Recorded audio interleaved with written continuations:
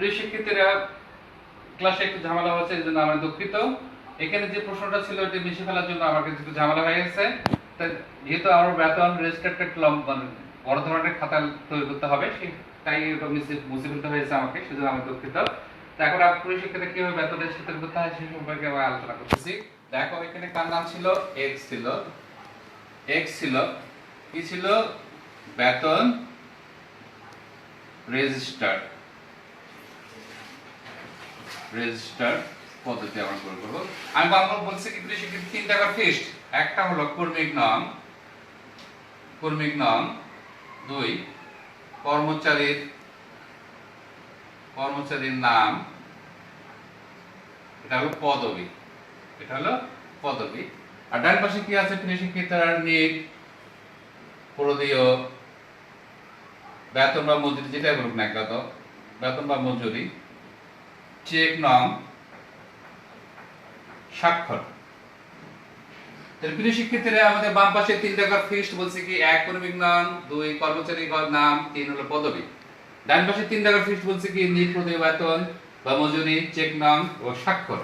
এরপর প্রিয় শিক্ষার্থীরা, আমাদের এখানে লক্ষ্য করতে হবে যে আমাকে উপার্জন কয়টা আছে এবং কর্তন কয়টা আছে, সেই ব্যাপারে আমাকে ঘর তৈরি করতে হবে। এখানে আমাদের কর্তনের ঘর আছে ছিল কয়টা? আমার 3টা। কর্তন ছিল কয়টা? 3টা ছিল কর্তন। তাহলে আমাদের 3টা কর্তনের জন্য 4টা দিতে হবে। 1 2 3 4। প্রিয় শিক্ষার্থীরা, লক্ষ্য করো। আর বাকিটা নেব আমরা কিসের জন্য নেব? উপার্জনের নেব। এটা কি হলো? উপার্জন। এটা কি? উপার্জন সমূহ। এটা হলো কর্তন সমূহ। উপার্জন কয়টা ছিল আমার? ঘর উপার্জন ছিল 6টা। উপার্জন ছিল কয়টা আমার? 6টা। তো 6টা এবং মোট, এই 6টা যোগ করে করতে হবে একটা মোট, এই হবে 60টা। আমাকে এটা 60টা করে এই ফাঁকা জায়গা আমি 60টা ঘর তৈরি করব। তারপর আমি ছক করে দেব। 1 2 3 4 হচ্ছে না, তারপর ছোট করে নেব। 1 2 3 4 5 6 7। তাহলে 1 2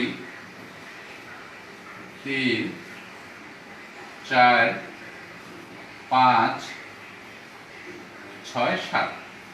এখানে কয়টা হবে? তিন কর্তন কয়টা ছিল আমার? 3টা। 3টা কর্তন এবং মোট একটা কয়টা হবে? 4টা। 1 2 3 4। প্রিয় শিক্ষার্থীরা, এখানে দেখো একটু যা খাগা আমি লিখছি উপার্জন সমূহ, এটা কর্তন সমূহ লিখেছি। উপার্জনে আমাদের প্রথম কি ছিল? আমাদের উপার্জনের প্রথমটা ছিল আমার হলো মূল মজুরি।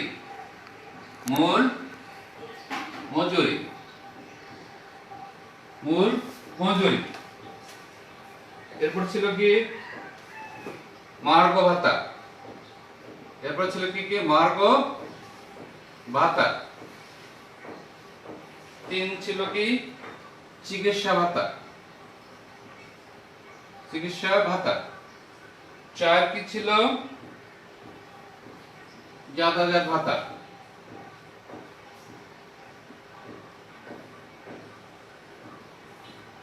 এরপর কি ছিল?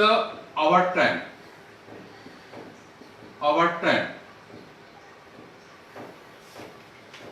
তারপর কি ছিল? প্রভিডেন্ট ফান্ডে নিয়োগকর্তার দান। আর হবে মোট উপার্জন।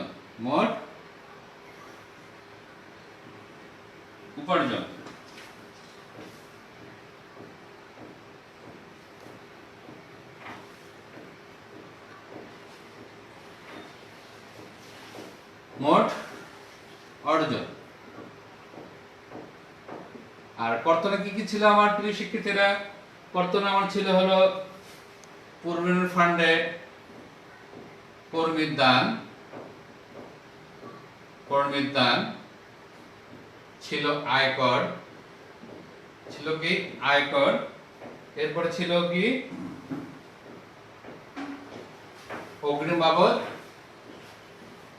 অগ্রিম বাবদ কর্তন।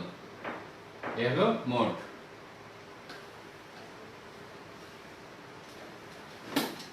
তো প্রিয় শিক্ষার্থীরা, কর্মী নাম্বার কত দেবো আমরা? কয়জন কর্মচারী? 2 জন কর্মচারী। তো কর্মীর নাম কত? 1। কর্মচারী কে ছিল? দিনা। কে ছিল? দিনা। পদবী নেই। মূল মজুরি কত ছিল? 1200। মূল মজুরি কত ছিল? 1200। মরক্কো কথা বলছে কি মূল মজুরির 25%। তো মূল মজুরির 25% আসবে 1200 1200 300 আসবে হলো 300। চিকিৎসা ভাতা কত? 250। চিকিৎসা ভাতা 250। যাতায়াত ভাতা কত? 10%। তো 1200 10% 120। ওভারটাইম কত বারে বাই করেছিলাম আমরা? এখানে ওভারটাইমটা বাই করেছিলাম কিন্তু শিক্ষার্থীরা 400। আর প্রভিডেন্ট ফান্ডের নিয়োগকর্তা কত কয় পার্সেন্ট বলছে? প্রভিডেন্ট ফান্ড নিয়োগকর্তা হলো 10%। 10% 1200 120 120। আর দিনার গেল 2। এরপর কি সীমা? এরপরে কি ছিল? শিফা। এরপরে কি ছিল? শিফা। শিফার মূল বেতন কত ছিল? 1500। মরক্কো ভাতা কয় পার্সেন্ট বলছে? 25%। তো 1500 25% হলো কত?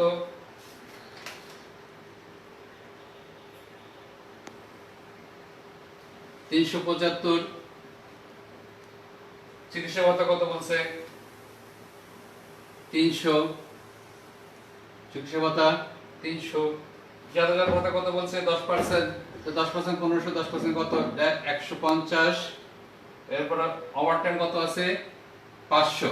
ওভারটাইম কত আছে? 500। আর প্রভিডেন্ট ফান্ডের নিয়োগকর্তা কয় পার্সেন্ট আছে? 10%। তো 10% 1200 কত আসবে? 150। এই হলো মোট উপার্জন। তো 1200 300 250 120 400 120 যোগ করে হবে কত তাহলে আমাদের এখানে?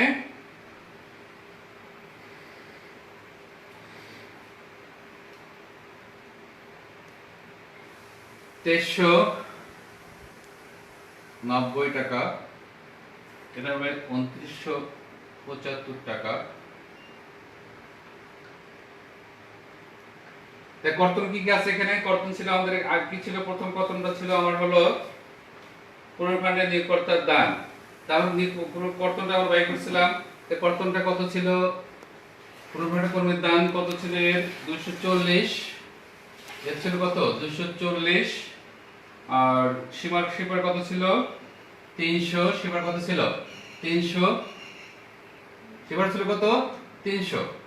তাহলে দিনার আয় কর কত ছিল? 120। শিপার কত ছিল? 120। অগ্নিবাদ কর্তন কত ছিল? দিনার ছিল 200 আর শিপার ছিল 100।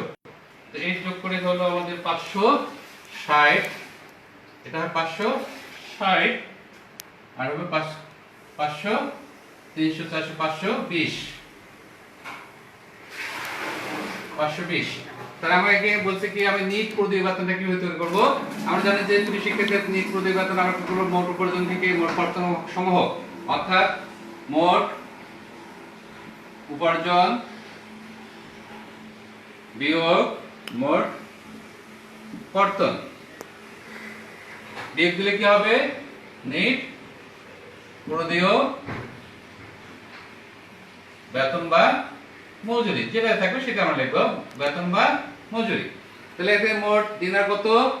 মোট কত বাড়ছে? 2390 টাকা মোট অর্জন। আর কত বাড়ছে? 560। তাহলে এই 2390 থেকে এই 560 টাকা বিয়োগ করব, করে কত আসবে? 1830। 1830। ঠিক এইভাবে তৈরি করব। এটা আসবে কত? 2400।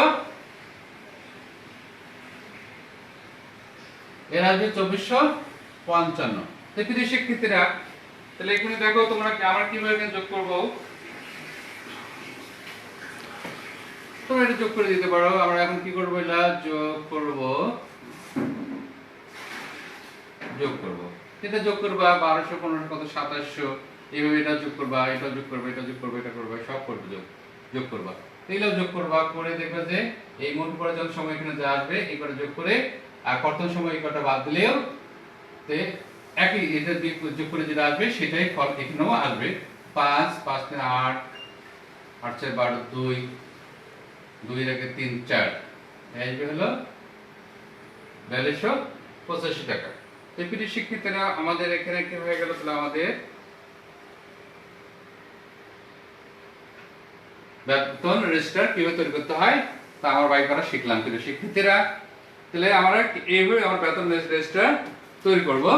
তো বেতন রেজিস্টার তৈরি করব, করা শেষ হওয়ার পরে কে তৈরি করলো, এখানে কারা কারা করলো সেই সম্পর্কে ধারণা দিতে হবে আমাকে। তাহলে যেহেতু এটা কে যাবে, প্রথমে লিখবে কে প্রস্তুতকারক, প্রস্তুতকারক তৈরি করলো, তার স্বাক্ষর থাকবে। এরপরে তার কাছে যাবে, এরপরে প্রধান হিসাব রক্ষকের কাছে যাবে, প্রধান হিসাব রক্ষকের কাছে যাবে, হিসাব রক্ষকের কাছে যাবে, তার সই থাকবে। সে কাকে দেবে, ব্যবস্থাপককে দেবে, কাকে দেবে, ব্যবস্থাপককে দিয়ে দেবে। তো ব্যবস্থাপক যাচাই বাছাই করার পরে কাকে দেবে, ক্যাশিয়ারকে দেবে টাকাটা পরিশোধ করার জন্য,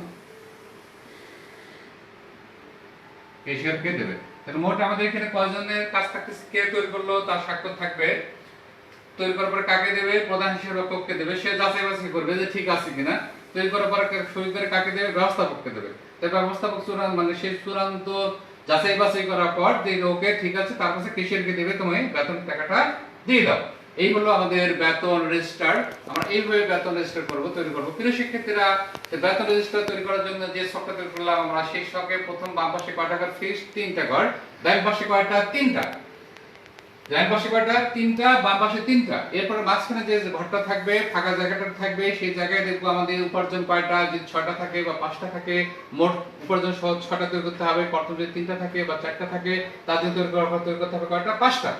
এইভাবে আমাদের সেইভাবে আমাদেরকে ঘরটাকে মাঝখানে এই যে 3টা ঘর, বাম পাশে ডান ঘর 3 পাশ, মাঝখানে যে ফাঁকা জায়গা থাকে ঠিক মাঝ বরাবর একটা জায়গা টান দেবো, রেখা টান দেবো। দেওয়ার পরে এটাকে মোট উপার্জন কয়টা, কর্তন কয়টা, সেই অনুপাতে আমরা ঘরগুলো ভাগ করে নেওয়ার পর আমরা ছক তৈরি করে তারপর ওখানে আমরা বেতন রেজিস্টার লিপিবদ্ধ করব। তো প্রিয় শিক্ষার্থীরা, এই হলো আমার আজকের বেতন রেজিস্টার সম্পর্কে আলোচনা করা। এরপরে পরবর্তী ক্লাসে আমি কিভাবে চূড়ান্ত আর ক্লাস করে পরে বেতন রেজিস্টার চ্যাপ্টার শেষ করে দেব। তো প্রিয় শিক্ষার্থীরা, সাময়িক অসুবিধার জন্য তোমাদের কাছে আমি দুঃখিত। তো সবাইকে ধন্যবাদ জানিয়ে আজকে আমার ক্লাস করছি, সবাইকে আবারও ধন্যবাদ।